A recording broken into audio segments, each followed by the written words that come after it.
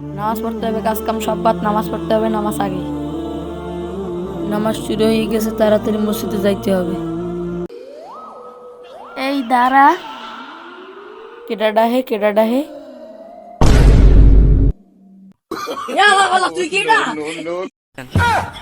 আরে আমি শয়তান। তুই শয়তান, তা আমি কি করবো? আমার আগে নামাজ দিতে হবে। আমি যাই না বাজার, তুই ভালো থাকিস। হালার ফালা শয়তানের কথা শুনলো না। দাঁড়া, তোরে দেখতাছি। আমার নাম শয়তান, তোর নামের নয়ঠান।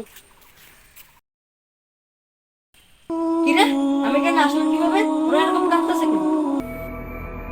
আমি শয়তান, আমি তোদেরকে বন্দি করে রেখেছি কারণ আমি তোদের ঈমান নষ্ট করতে চাই। তুই আমার ইমান ধ্বংস করতে পারবি না। আমার ইমান আমার জীবনের তো না। তবে রে,